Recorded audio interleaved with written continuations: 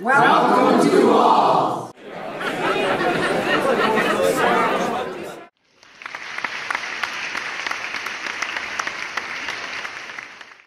This is a little new production for us of folks in attendance and some folks joining us online. So Doug Pugh going to talk to us today about his writing. Doug grew up in Alpena in the same area that I did, a few blocks apart. Went to Wayne State Law School, worked as a probate and family law judge for 24 years, and then lately has been entertaining us with a weekly column, the Alpena News. I'm kind of curious about this because at one point in my career, I had to write an article every month for a year, and it was always a big panic for me. So to do one every week, I'm impressed. So, with that, Doug, take us away. All right, well, thank you, Ron. And thank you folks for coming. And for that person who is otherwise here, good morning. This was originally planned, this presentation originally was planned for pre-COVID times. And I did the course title, Ron asked for that, and the course description. So, of course, that was canceled. And now when it was rescheduled, I revisited what I had written for a course title and course description. And I looked at them, and the title is Writing a Newspaper Column, The Elements of a Style. But folks, that's not what this presentation is about. It's about elements of writing a newspaper column. The elements of a writing style, that's taught over in the other building, down the hall, on the right or left, not here, and certainly not by me. Okay. I also wrote a course description, and I revisited that. And there's nothing really bad there, but on the other hand, there's little of any real value. So I apologize for that. So we start here this morning with a bad course title and a course description that's fuzzy, but there's more. I am not an English major, okay? Nor am I a journalism major. In fact, I've never had a journalism course, nor do I possess a fine arts degree. I have never had a course in creative writing. So these are all those, English and the journalism and the fine art is all taught over in the other building, down the hall there to the right or to the left. They will not be taught here by me today. So at this point, if anybody wants to leave, feel free to do so. You won't be hurting my feelings. For those who have remained, and it's all 5 of you or 6 of you, I suspect that you may be thinking that I will say something like this next. Even though I'm not an English major, and even though I've had no journalism courses, and even though I don't have a degree in fine arts, that look at me. I've been able to do it. I've been able to write a column for almost 5 years. So you really don't need all of that stuff. I'm writing a column without all that education and training. But the truth is, knowing the extent of what I don't know has scared the devil out of me. And because of, well, looking at my notes here again, because the potential for embarrassment when you're not sure of what it is that you're doing is pretty significant. But when you add to that the fact that what you're doing that you maybe don't know how to do is being published in a newspaper, it's a scary proposition. So I have done what I have done before when faced with a situation like that. I have worked really hard trying to produce a column that would be acceptable and that would not be an embarrassment. and not be an embarrassment to me. And the way I have done that is I have gone over and over and redrafted and rewritten and rethought and discarded. You know, occasionally that brilliant sentence will be written. You just love it. Isn't that lovely? But it doesn't really fit. It doesn't really belong. And you have to jetson that kind of stuff. And it's hard to do sometimes. But as it turned out, this working really hard approach was probably the best thing that I could have done. And so I'll come back to that in just a minute. But first, I'm going to tell you how I got involved in this business. As Ron said, I was a probate judge for a number of years, and came a time when I retired. My wife and I went off, we traveled together, and I came back and practiced law for a bit. But you know, I've been a probate judge for so long, and when I was practicing law, I saw evidence of this again, where people are not as well prepared as they should be for the probate process. People don't get their wills done. People don't do trusts that need trust. There's planning that needs to be done to make that process better for your heirs and better for yourself. There's also conservatorships and guardianships that are affect people without there having to be a death somewhere in the family. So I was concerned that people were not as prepared as they should be. And in my career, I had seen too much family fighting and too much money being lost and too many wasted lives. Perhaps you've read Dickens's great novel, Bleak House, at some point in your career. It's a wonderful novel, and it's about that process, case of Jordaens versus Jordaens, where these people invest their lives in getting an inheritance, but it's tied up in court, and it stays tied up in court. And they keep waiting, and they keep hoping, and the money keeps getting less and less, and they keep waiting. And at the end, after all these years, there's nothing left. And they've pinned their hopes on a dream, because it was all eaten up in expenses and attorney fees and all the rest. So anyway, I decided that it would be a good thing, a public service even, to write some columns about estate planning. And I thought, I'm going to try to do it in a light sort of vein, because estate planning, after all, is really boring. I mean, this is boring stuff. And so I was going to try to make it humorous even, if I could. And so I went down to Bill Spear at the Alpena News, and I said, Bill, this is what I'm thinking. And I'd never written any columns before. And he said, well, no, he said, sounds like a good idea. He said, why don't you put together 2 or 3 columns and then come back and we'll talk about it. So I did. And it was pretty easy to do, because I'd had this stuff rolling around in my head for a while. So I went back, and he read them over, and he liked them. He said, well, okay, let's do this. Publish. And then he went on to tell me that he was surprised that I had come back, because he said he gets people coming down to the news office regularly, and they have something that to them is very important, something that they think would make a good column, something that maybe would even make several good columns. And Bill says, yeah, good. Why don't you put together a few columns and then come back and we'll talk about it. And Bill said, very seldom do I see them again.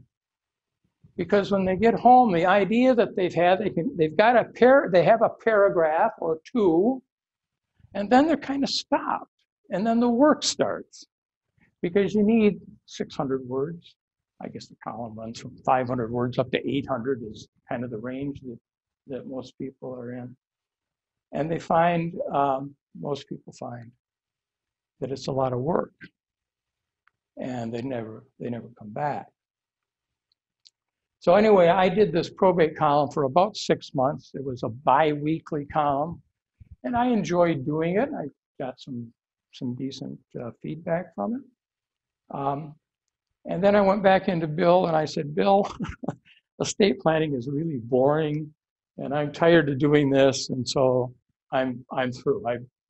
I've done what I performed my civic function here. So that was the end of that. About a year later, Bill Spear contacted me. And he said, Doug, would you like to write a column? I said, well, what about? He said, whatever you want. I said, well, let me think about it. And then I said, well, why me? And he said, because you showed me that you could make a deadline. You could meet a deadline. You could actually do this thing that needed to be done. He didn't say to me, gee, it'd be great if you'd write a column. He said, you're such a wonderful writer and your comments are so insightful. That wasn't even on the table. It was just, I know you can do it. I know you can meet a deadline. And probably he didn't say this, but I suspect he thought it makes my life easier that I don't have to go around and chase for this. So I took a legal pad home and I wrote down I filled it with ideas for a column. And then I went back through and I scratched out probably half of them, but I still had 14 left. And so I told Bill, hey, okay, I'll give it a try. And that was almost 5 years ago. And I've been writing it weekly for the last, since the beginning of this year. So when Bill Spear told me that, I thought, well, that'd be fun, and I was pleased that he did. But he didn't start me off with a whole lot of confidence. You know, I would have rather he said, what a great writer you are, or something. So when I started, I had to right away get into that work really hard mode. And at that point, I had to resolve that I really better go and learn about how to do this. And so that's what I've been doing. And I think it's a never-ending process as far as that goes. One of the early books I got is On Writing Well by William Zinsler. William teaches writing at Yale, or he did. So I thought, well, that's a good recommendation. So I picked up this book, and I'm going to read a little bit of it to you. I hesitate to read things, but I've got to read a couple of things. So here we go. I hope this is not boring. This is what William says about writing.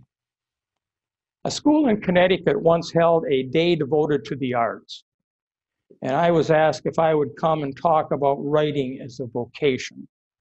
When I arrived, I found that a second speaker had been invited also, Dr. Brock, as I'll call him.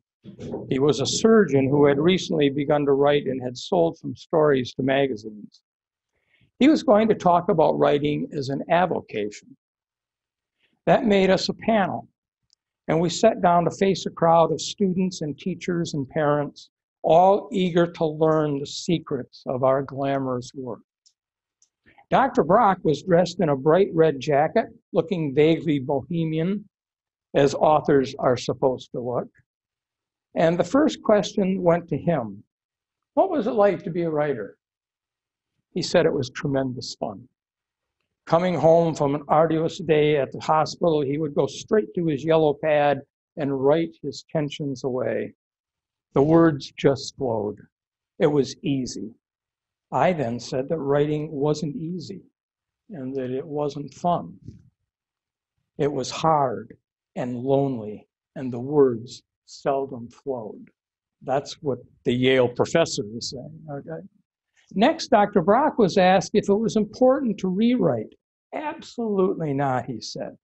Let it all hang out, he told us. Whatever form the sentences take will reflect the writer at his most natural. I then said that rewriting is the essence of writing. I pointed out that professional writers rewrite their sentences over and over and then rewrite what they have rewritten. What do you do on days when it isn't going well, Dr. Brock was asked. He said he just stopped writing and put the work aside for a while and came back to it when he thought he could do better. I then said the professional writer must establish a daily schedule and stick to it. I said that writing is a craft, not an art, and that a man who runs away from his craft because he lacks inspiration is fooling himself. And he was also going broke. And then he goes on in that same vein. And he said, so the warning went, and it was a revelation to all of us. At the end, Dr. Brock told me he was enormously interested in my answers. It had never occurred to him that writing could be hard. And I told him I was just as interested in his answers. It never occurred to me that writing could be easy. Maybe I should take up surgery on the side, he said. There are all kinds of writers and all kinds of methods. And my method that helps you to say, in any method rather, that helps you to say what you want to say is the right method for you. Some people write by day, others by night. Some people need silence, others turn on the radio. Some write by hand, some by computer, some by talking into a tape recorder. And some people write their first draft in one long burst and then revise. Others can't write the second paragraph until they have fiddled endlessly with the first. But all of them are vulnerable, and all of them are tense. Okay? Ultimately, the product that any writer has to sell is not the subject being written about, but who he or she is. So after I read Professor Zinsler's book, I took some comfort in the fact that if a Yale professor has to struggle and work that hard and rewrite, then certainly it is not anything that I should be ashamed of, because I certainly had to do that. I think I'm somewhere between Brock and Zinsler somewhere, mostly over on the Zinsler side because it's so much hard work. But I enjoy it, and I do write in a flourish a lot of the times, but then I go back and I rewrite and I rewrite and I rewrite. But anyway, Professor Zinsler's book was a revelation to me, and I recommend it to you. He also said, and I think I read part of where he said it, be yourself. And that takes a while. I mean, after all, you've got your chin right out, you're in the newspaper. And that's hard to do sometimes, but it comes with the territory. And to relax, you have to relax. And in order to relax, you have to have some confidence. And that's kind of hard to get. I didn't get it from Spear that much. I got some because he asked me to do this after all. But luckily for me, my first columns were very well received. I don't know if any of you mentioned them. I'll put a little plug in for my book, The Best of Vignettes. My column is entitled Vignettes.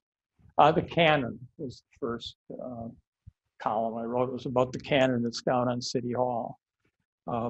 Then I wrote about the camp tractor. Then I wrote about City Hall's limestone. Our City Hall is built out of limestone. I'll read you the first paragraph from the old canon.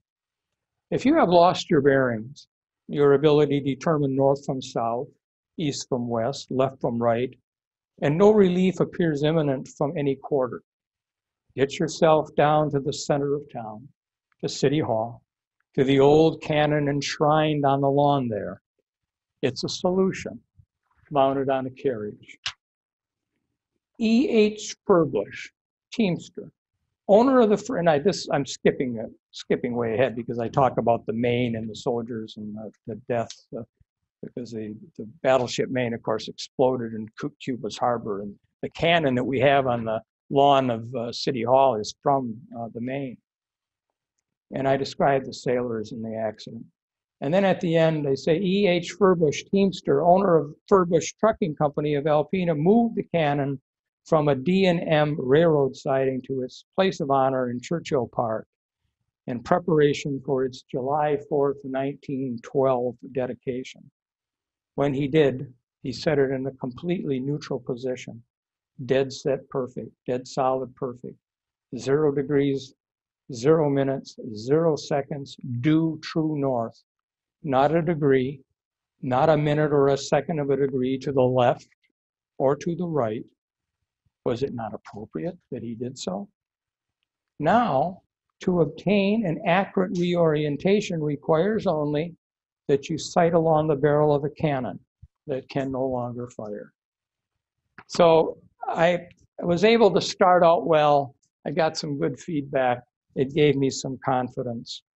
And I was off, I guess, because I discovered that I could write a column without embarrassing myself. And that's such a key factor. I also joined the National Society of Newspaper Columnists. And what a great group they are. And I've been going to their conventions for the last 4 years, and I've met a lot of people who are members. I've been privileged to listen to Nick Clooney speak to us. He was a media star down in the Cincinnati area. You're probably familiar with his sister Rosemary and with his son George.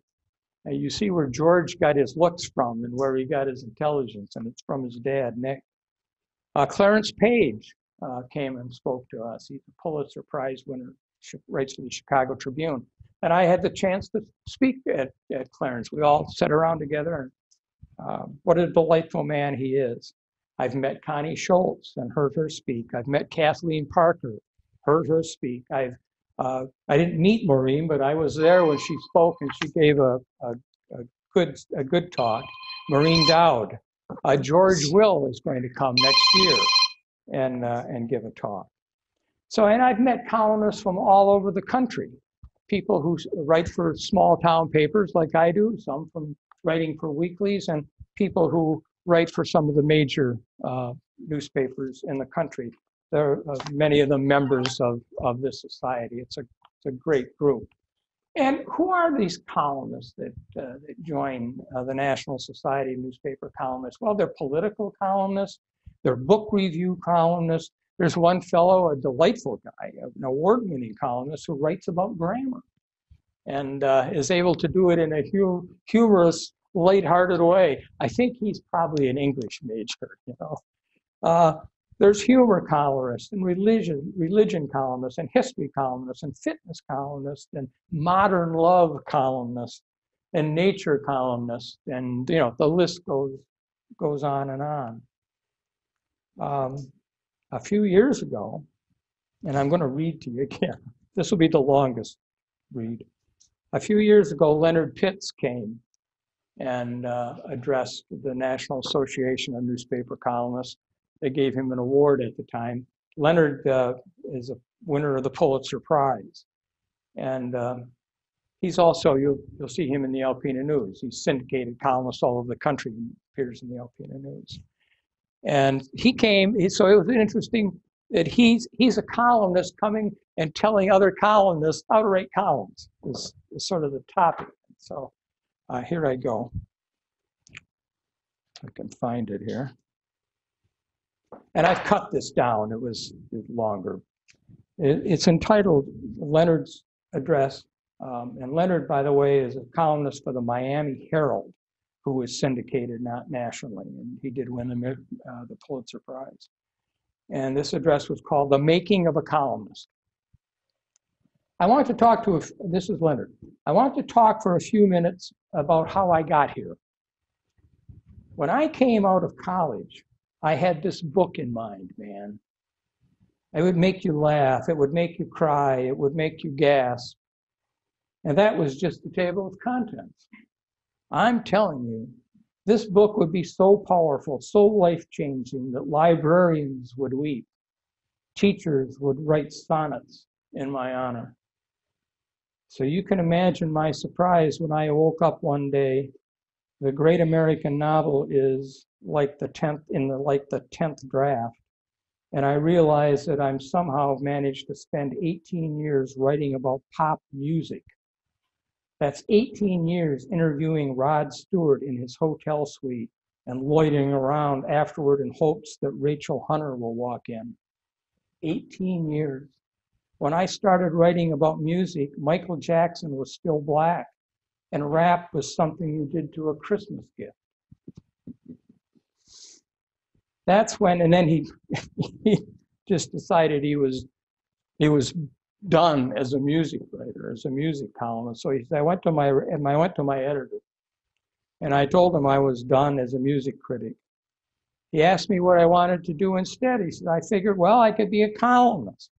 He asked me to write a couple of sample pieces, which I did, and I turned in 2 of the worst sample columns in the history of journalism, but he gave me the job anyway.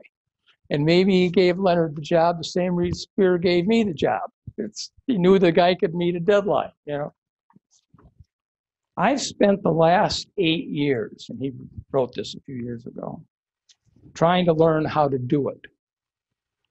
In the process, I have jostled with the Nation of Islam and the Sons of the Confederacy, with the lunatic left and the self-righteous right, with single mothers and deadbeat dads, with fans of Bill Clinton, George W. Bush, and Celine Dion. In the process, I've discovered something about myself. I've learned that I'm a bigot. I have nothing against white people, Hispanic people, Arab people, gay people, Jewish people, women people, but I can't stand stupid people. And the sad truth is that we live in a world filled with stupid people. There are, of course, 2 kinds of stupid. You might call the first kind the Homer Simpson stupid. This is the stupid of those who just don't know, the ones who haven't a clue who's buried in Grant's tomb. But there's another kind of stupid. It's the stupid of cold hearts and closed minds. It's mean stupid, ugly stupid, the stupid of men who killed James Byrd and crucified Matthew Shepard. The stupid of those whose appeal is always to that which is most base, most smug, most self-satisfied. It's a frightening, sickening, eternal kind of stupid. It's the kind of stupid that makes me happy to have this job. We are given a voice, the ability to be heard. That's something I value now more than ever. Maybe you write about the great social and political issues of the day. Maybe you write family vignettes or Hollywood gossip, gardening tips or advice. It doesn't matter. Since September 11th, we are all working on different aspects of the same story. Actually, I'm less concerned with what we think than that we think, and encourage our readers to do the same. The world is complexities and its conundrums, moral compromise and amoral contrivance, and the price of being allowed to use what my editor used to call the vertical personal pronoun. The price of having that little mugshot next to your name is that you are expected to be able to provide context and perspective to make it make sense, or to comfort and amuse readers as they struggle to make sense of it on their own. Best damn job in the newspaper, I say. You and I don't carry guns, fire hoses, or badges, don't make policy or conduct negotiations, but we have a role to play here just the same, if only because it's important for readers to find the people they expect in the places they expect, doing the jobs they expect, in a time when so much of what we expect has been turned upside down. You can see the clouds massing, lightning flashing behind them. The wind is rising, and you can smell the rain, and you just know tragedy lies ahead. We are going to see a storm before the sky is clear again. Your readers go to your page in the paper, turn to my page or your page, wanting to know one thing. What do you think? And why do you think it? And I kind of skipped a few things there and kind of lost lost track a little bit. But that's the end of what he wrote. And he could have written that yesterday. He wrote it back in after 9/11. So where am I here now?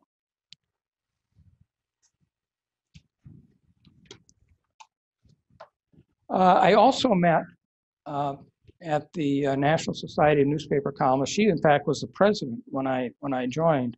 This delightful lady, Suzette Standing, and she wrote a good book, The Art of Column Writing.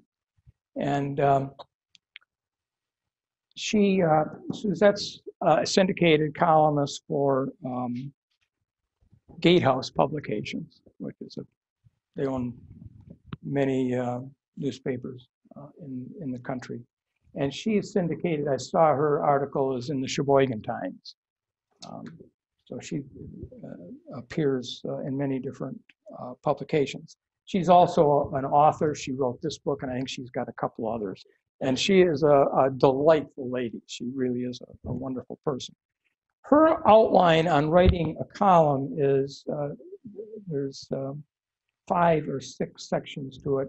One is point of view, the other is voice, the other is beginnings, the other is telling a story, the other one is putting endings first, and then the last is column length. So I'll just go down through her outlines because she says it better than I would.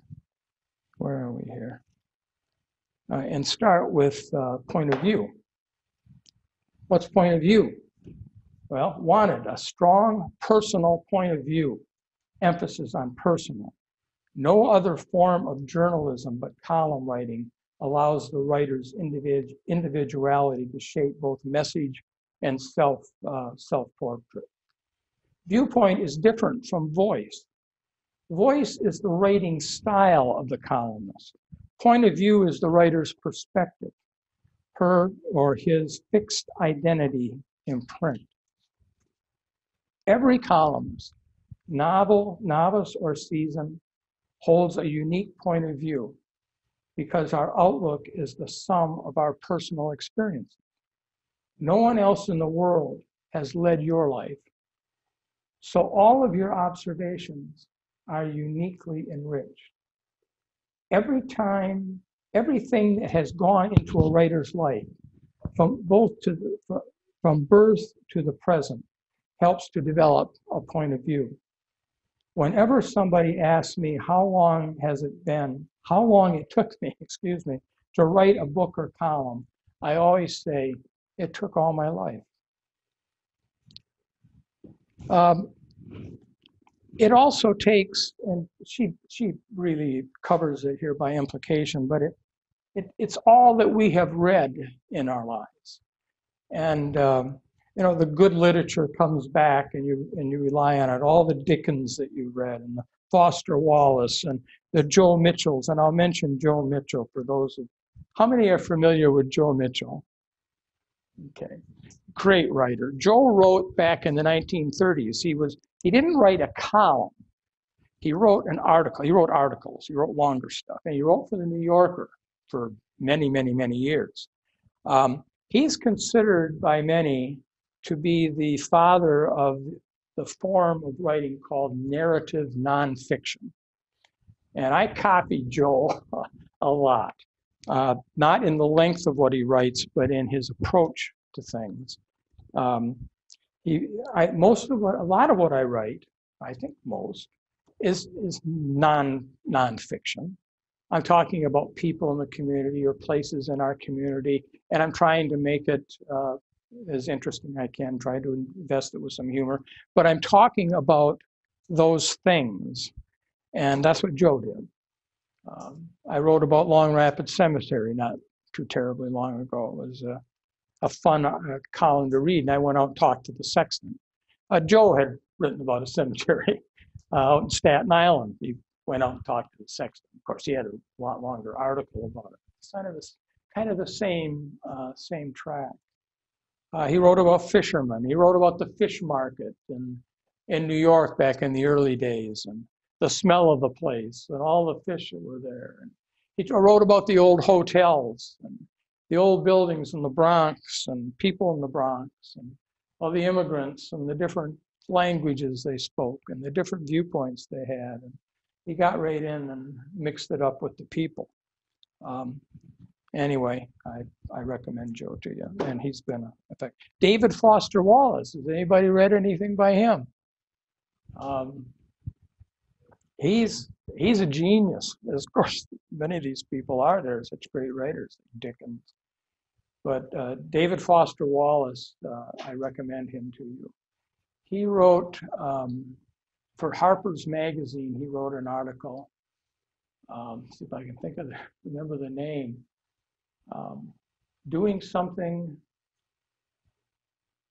that was supposed to be fun that wasn't fun, or something like that. It's about Harper's Magazine sent him on a cruise ship to write an article on experiencing a cruise, and he did that. Read it. It's one of the funniest things, one of the most inventive things. And the way he uses language is so impressive that I never forgot it. And anyway, we'll go on. Voice is the second part of the outline that Suzette uses. Voice is what makes a column good and personal, says an editor of the Boston Globe, Kim Tam. Every writer is concerned with authenticity. So is there a formula for creating a memorable voice? No, not any more than anyone can hand you a personality. It's not an act of creation, but an exercise in development. And I believe that to be true. I'm going to come back to voice in just a little while, but we'll go on. Let's see.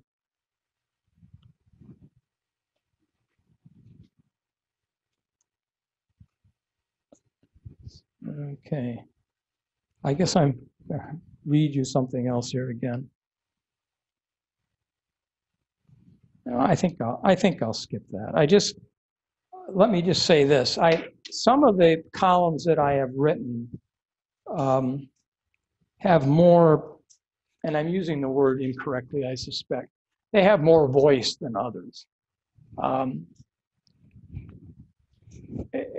Voice, like Suzette said, it's your personality. It's who you are. It's putting that in the column, in words. But a lot of times you have to draw back on who you are a little bit. You're writing about somebody else. It's not all about you. It's about them. And you want the reader to understand and appreciate what they are. But you do it in your own way.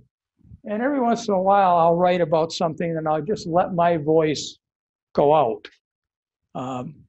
When I do that, it kind of, after all, I find that I'm a bit of a poet, really.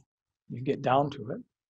And so I know that that's there, and it's not all bad. It's a feeling. If I can make people in their writing feel something about what I'm trying to convey, then that's good. Beginnings is the other thing, the other part of Suzette's outline. You have to have a strong beginning. And I try to do that. I think that's so important. There's just so many things in the world that will grab your attention. People don't have a lot of time, and you've got to reach out and grab them and hold on to them. A column fights for attention against neighboring headlines, stories, photos, even clever ads. With a strong opening paragraph, the columnist aims to halt readers in mid-scan. So a good beginning is important, and I'm going to read you 3 quick good beginnings that I'm proud of. Bill was one of those soldiers. So about a man who won the Purple Heart with 2 oak leaf clusters, buried up in Holy Cross Cemetery. And my opening paragraph on Bill is buried in Holy Cross Cemetery. He's in block 5 in the alley between lots 4 and 9. His wife and other family members are close by, some in the alley, others not. Well, it's simple enough, I think, but it got people's attention. You know, and they're buried in an alley. You know, what's going on here? Here's another one, maybe better.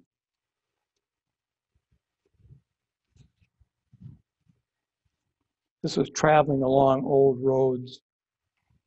We shouldn't, but we take some roads for granted. those stretches of lane combinations running to and from the places to which such roads take us. But a road can be a way, your way, my way, another's way. It can guide a forward-looking vision or be a way determined by a memory. And that was the opening. And then the last part of the column was that tied that together. It's somewhere, my Uncle Clint was a Long Rapids farmer. He would come to town as needed. After his business was complete, he'd stop to have his beer pail, his growler, filled. Then he would start for home with horse, wagon, and growler, moving gently along the river road. Somewhere along his way, Clint would take a final sip. His head would nod, his shoulders droop. The horse's reins would drop from his hands. Thus freed from his slumbering master's guidance, in no need of any global positioning system's directions, Clint's horse would take him home. Clint's way forward, no longer a vision, had become his horse's memory. And my favorite opening, and also the shortest,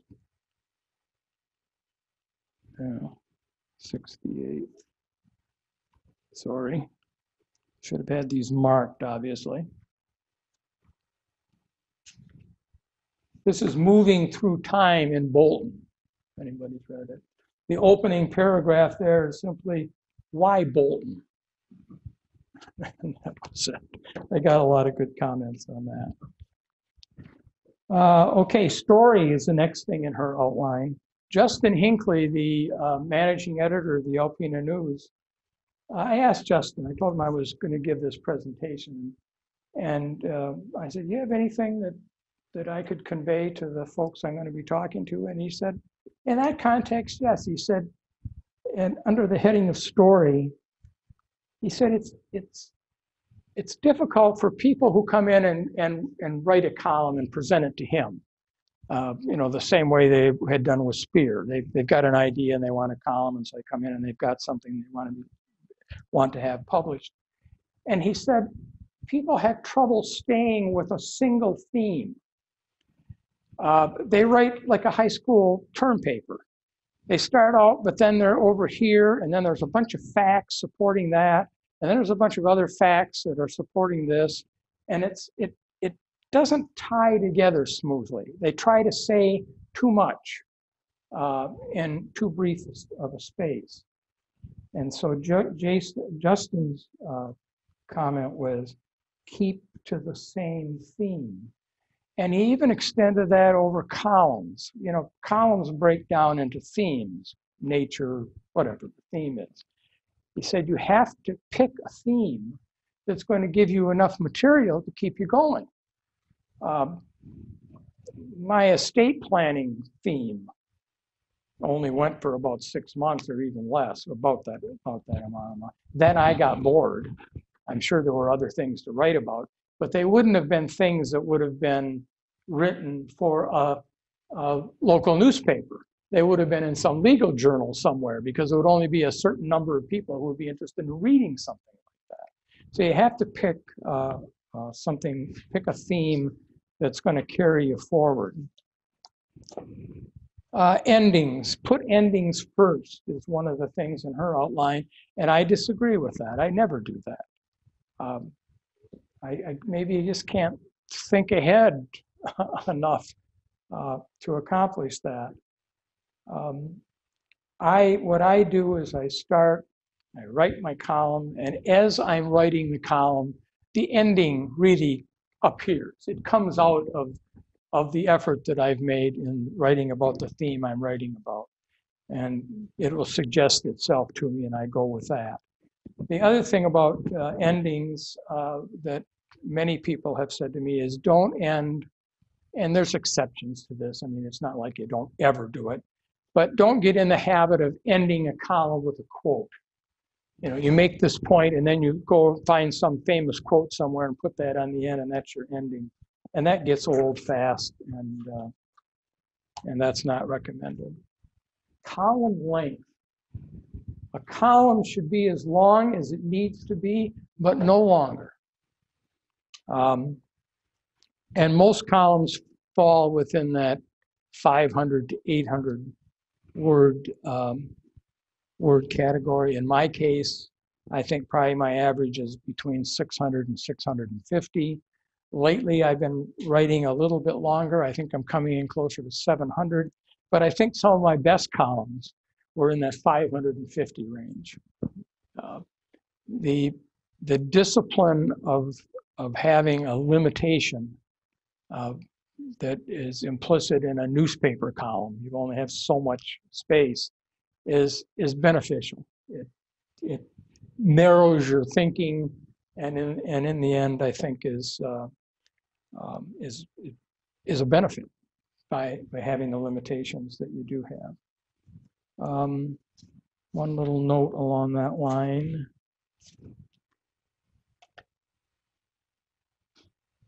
Yes, here it is. Art Buchwald, who you all may recall, wrote 8,000 columns over his 55-year career as a political satirist. Most of his columns contained about 500 words. And he was an award-winning columnist. So it's not length. In fact, if you get too long, you lose your readers. Okay. Suzette's book, as you can see, is thicker than there's a lot more in here than what I've been able to read or otherwise convey. If you are interested in column writing, I would recommend this book to you. It's a good read. But let me about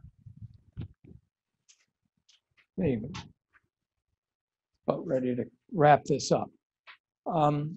Let me leave you with this, and it, I guess, relates back to my comments about voice, and it's the Maya Angelou test.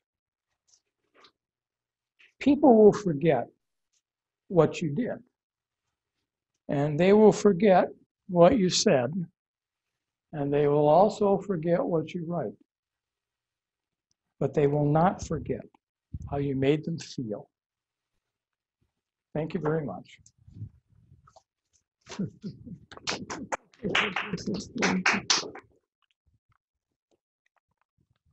There. Any questions that I can try to answer? You have a particular routine that you use to do it, or do you just? Well, is it random, or? I don't think so, but it's always there. I'm always tuned to it. I carry a notebook with me, basically all the time, and I've got one in the car. And when I'm out and about, if I get a thought, I'll write it down. And then if I have several thoughts, if I write a paragraph or something, then I'll open a file on it at home and stick it in a file. And I've probably got a dozen files of potential columns, and different things will happen in life, and I'll think, oh, that fits that, and I'll make a note of it and stick it in that file. Because to sit down just a few days before and to write a column, people notice. It's not going to be as good of a column. And so I always try to have several of them going, and then finish them as necessary, certainly. But am I answering your question, Ron? Yeah. I'm not sure. It's not a fixed process. You read about some people are specific, and you're going to be in a specific location at a specific time, and whatever. But I have a little den at home, and that's where I do most of my writing on my computer. I write everything in longhand first. Well, that's not quite. I always start that way, and then get it in a word processor, and then start working on it from there. But sometimes it's just good to go out and have a cup of coffee somewhere else just to get a change of pace. One other thing that just occurred to me is that, like Justin Hinckley told me, he said, Doug, one of the things that I like about what you're doing is that a lot of columnists don't talk to people. They do the research, and of course the columnists for major newspapers have a staff, that a couple people that are helping them put this stuff together. But I like to talk to people, and invariably I will get some gem out of a person. Invariably, there's one exception. Alpena had some great softball leagues back in the old days. All the townships had softball teams, and the city had softball teams, and it was a good time. And I don't know if those leagues are even in existence anymore. If they are, they're very abbreviated. But I wanted to write a column about the old softball leagues, and so I got a hold of a fellow who was an outstanding player. Guy who's a little bit older than me. He'd been in the leagues for years, knew all about them. So I sat down with him and I started talking to him. I couldn't get a story out of him. And he had played in this league for probably 30 years. So I was disappointed. I'd never had that happen.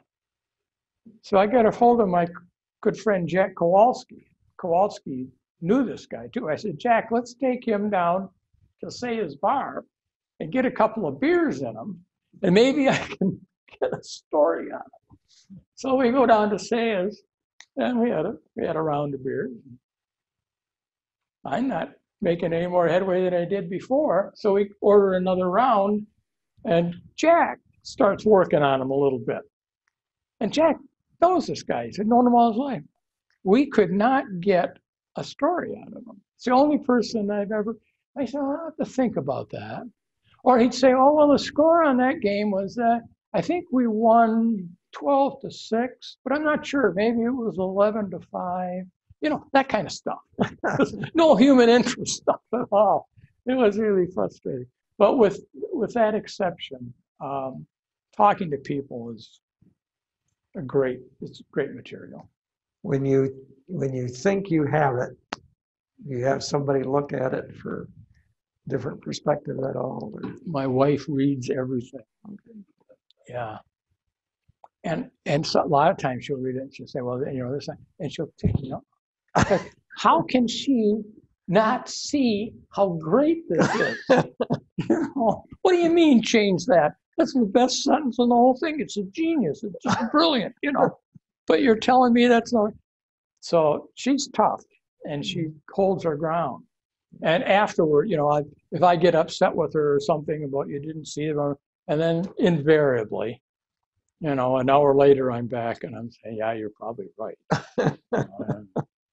And she's not always right. Don't get me wrong, but I wouldn't send anything in before I've had her read it. And she can spell. I can't spell. I just simply can't. I mean, thank God I've got a spell checker. And then I also use this Grammarly, but you have to be careful with that. Did you get a chance to look at that, Ron? It's just look at it. You can see if you followed everything Grammarly said, you'd lose your style and you'd lose your voice. But having said that, they'll pick out a lot of errors that you'd make too, mistakes in tense, punctuation mistakes. Good Lord, I do those all the time. I was intimidated at first. I said, I can't punctuate for the darn. I'm going to make all kinds of mistakes. But I just go ahead and do the best I can. The editors accept it. I don't think I've ever had anybody get a hold of me and say, you shouldn't have put a comma there. I just don't think that's ever happened. I've had people write me and tell me that I misspelled a word. Just recently, I used the word herd in conjunction with the herd of cattle, and I spelled it H-E-R-D, H-E-A-R-D, as in hearing, where I should have spelled it H-E-R-D. So that got by me. I got by my wife. That got by the editor, but it didn't get by this one reader. So you get that kind of thing. But I have had very good experience and feedback from people. People have been very kind, and I've had very, very few negative comments. Did I answer your question? Yep. I get going here. Anything else? Yes, ma'am. Are you working on anything else? A novel or? No, no. It seems like a lot of lawyers also. Yeah, no, maybe someday, but this is an all-consuming process. It takes all the time. Between doing this and living life, this is enough. It's all I can do. Doug, I read your article about was it the Harlem Globetrotters that played Yeah. basketball in Alpena Yeah. and had to go. I don't know if they had to go up, but they went up to state and Hillman. They had to go to Hillman to get gas. Was that it? Yeah. No one in Alpena would serve them. Well, I remember I went to grade school, a one-room schoolhouse near Cathro, and I don't know where you got your idea where they come get served in Alpena, but in the schoolhouse I went to school in, the story back then was that no blacks could stay in Alpena overnight. And I don't know where that originated, but that was a typical theory in Cathro. Oh, yeah. And I wondered where you got My your dad idea said where they that. had to go to Hillman to buy gas. My mother told me that. Yeah. That was the rule in Alpena Yeah. long ago. I think my parents told me that it's, oh, well, the actual story is from the person in Hillman that served the Harlem Globetrotters. Millie, long Polish name, and I'm not gonna be able to pronounce it here. I ruin it. But her folks owned the station at the top of the hill in Hillman, and it was on a Friday night, and everybody was out doing whatever on a Friday night except for the one gal, Millie. And Hillman was a small town, little village area. If people, they would close at a certain time, but if people needed something desperately, if they needed gas or whatever, they could knock on the door and they'd open, and they'd go up and pump the gas. Well, Millie was the youngest girl. She was 15 and she was at home. And her sisters were gone, her mom and dad were gone. And there came a knock on the door. So she followed the routine and opened the door. Well, standing in the doorway is this great big black man, and he needs gas. And there's a bunch of other black guys out there. And they were the Harlem Globetrotters. And they had played in Alpena, and they couldn't get served. Couldn't get any gas, they couldn't get any food, and they couldn't get any accommodations. And somebody told me, go to Hillman, go to Joe's, the top of the hill in Hillman. They'll sell you what you need.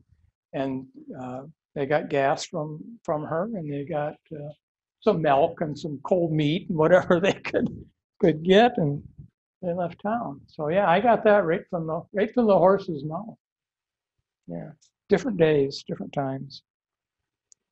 Okay, well, thank you very much. Thank you. It's been a pleasure.